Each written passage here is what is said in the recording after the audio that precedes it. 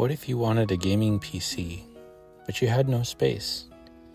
How do you make a tiny one that can hold a full-size GPU? Oh, and guess what? It's portable. Let's check it out.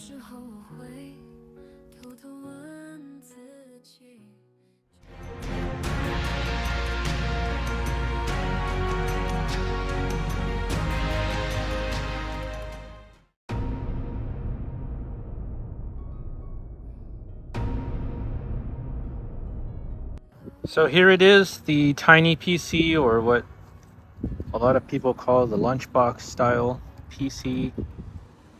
This is 8.1 liters, very, very small. There's really only room for a GPU and a motherboard, an ITX. And so this is the S300 case from Amazon that many people did reviews on last year. Toasty Bros did one, and other people. I happened to pick this up for 40 bucks for this purpose. So let's just look around it. There's really nothing, it's kind of dirty. There's really nothing to it. One side's the GPU, the other side's the motherboard. So let's look inside at the GPU first. I hate these side panels. They're like, as soon as you undo the screws, it just falls off. So originally this was going to have a 1070. It had a 1070 in it actually for the past month. But I sold the 1070, and also this is a 4th gen i5. And the 1070 is kind of too much. It's kind of overkill for that setup.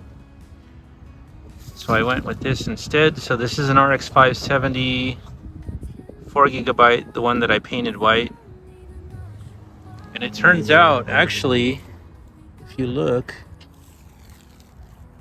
it actually turns out better because you can see it through the grill.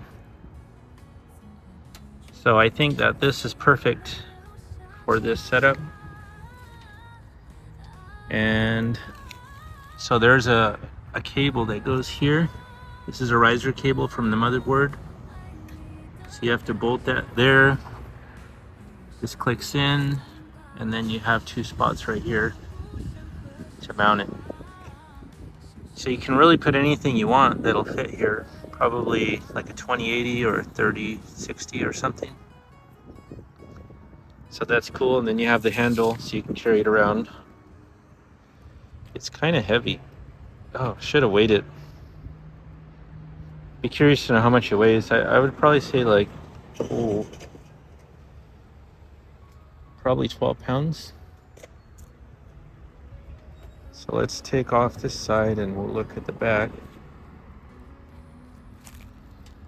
So this was a literal pain in the ass to do. Flip it around. Okay. This is the worst experience I've ever had putting a computer together. So the GPU, that was easy. The motherboard, that was easy.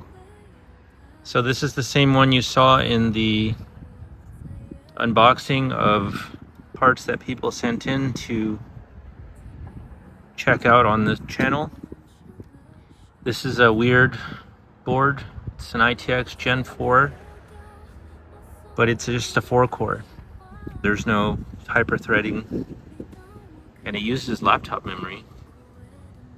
So there's 16 gigs of laptop memory there. This is the problem I had. I had to get an SFX power supply. I didn't want to because they're way too expensive. So originally I actually had a full-size power supply running through here, and I was just using it that way. And so I just finally broke down and bought one. So this was $37. This is an Apevia, which I hate that brand. Also, why? This is an SFX power supply. Why is there Molex connections? Look at all this extra junk that's on here. But whatever, I had to finish this. This has been going on for more than a month. Now in the case, you have room for a 120 fan and an 80. And it has to be slim. So I happen to have this one and it fits, but I don't know what it's actually doing. I mean, it's blowing right into kind of nothing, but whatever. Then there's a spot for an 80 millimeter fan here, but what would it be cooling? Because the power supply is in the way. So I'm not sure what they were thinking with this design. This motherboard is really weird. It's got a copper heatsink. It has all these serial port connections. USB. He said these are from casino machines or the machines that operate displays when you see those big monitors on the wall, like in Vegas or at a casino or something. So yeah, it's a weird motherboard. I noticed on this case there's no room for an SSD because they assume that you're going to use an NVMe motherboard, right? But it turns out I got lucky because this board had a mini SATA port. So I happen to have this. So that's 128 gigs. So there's no performance testing here. I did it before. It's kind of not good. This is basically the equivalent of a second gen i7 or a low-end third gen i5. This is DDR3 memory, it's not DDR4. So it's not very fast, but it's fun. It all fit. I don't have the back plate for the IO shield for the motherboard. So I have to make something. I want to start making plates for boards. I want to have like a cover here. And then on this side, I realized, see, there's USB-C, which I can't use. And the USB 3.0 is not connected. See, here's the connection right here. But actually, I don't know, was there a there's no USB 3.0. I found an adapter that you can take the USB 3.0 and convert it to USB 2 and then hook it up here. So at least someone would have one USB port. There's no hard drive LED because obviously you're not using a hard drive in this setup. So I added up the cost of this setup. Even though the motherboard was free, I put in a used cost. The total cost was $153 for everything. And I'm gonna sell this for $200. So I think that for 200 bucks, somebody would enjoy this. But who wants a tiny computer? That's what I always don't understand. I'm not sure what the use case is for. I mean, if you're in college, I guess maybe you could take this from your dorm room because the dorm room's very small. Take it to your friend's house, you know, da-da-da-da. But then you can't carry the monitor, so that means your friend has to have an extra monitor, keyboard, and mouse for you. So I don't know, it's kind of weird. I had trouble. I bought the power supply and then it didn't even have the connections for the graphics card, so I had to use an adapter to go from 8-pin to 6 and 8. So that was frustrating. It's really hard to get the motherboard in there. It's really hard to connect the riser cable. I don't know why it's doing this focus thing. But yeah, that's it. I mean, it's cool. It looks kind of ugly inside. I mean, you can't really cable manage, right? Because it's there's no room for anything. So yeah, this will be for sale. Not really making money off of this. I just wanted to. They got thermal paste here and it won't come off.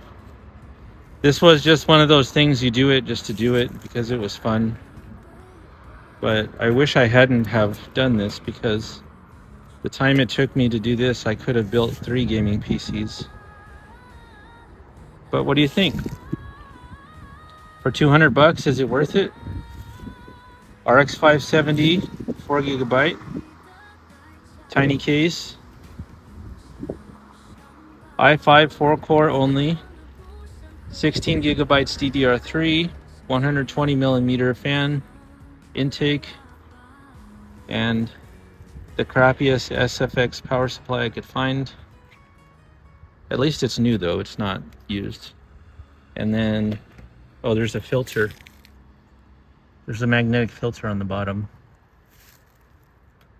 As far as heat goes, this is actually worse than just having no case at all, because when you put the covers on, you're kind of just choking out the computer.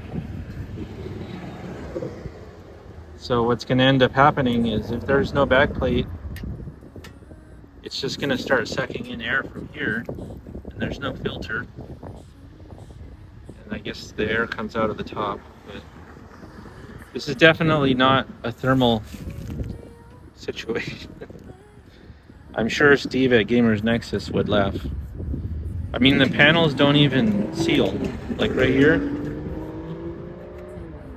there's no, when it's on, like, it's literally bent. Look, it's bent. I could probably bend this in half myself. But I mean, there's no filtration going on here. I'm surprised, for this being a $100 case when it was new, that this is what you would get. So you would have to spend $100 for the case, $100 for a quality SFX power supply, $200 for a Ryzen whatever ITX, another $200 for a nice graphics card.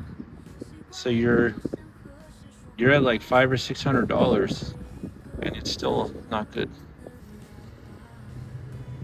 But luckily, this one is $200. If you want to buy it, it's yours.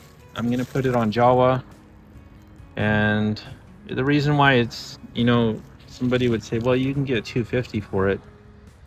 Yeah, I could, but the thing is, it's gonna be missing this back plate. The motherboard was free, so I don't really want to profit from that.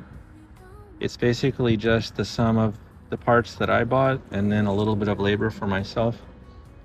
I don't know why people that build gaming PCs don't charge labor.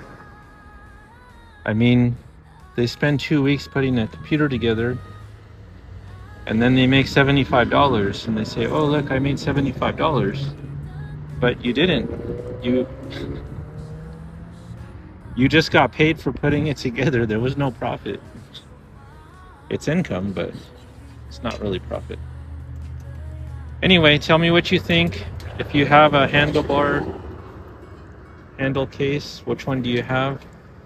I'll have links to the case in the description, the power supply, not the motherboard, and also I can link the graphics card too. I don't know if anybody would really buy one of those at this point. But we'll see you soon, and thank you for watching the Lunchbox PC.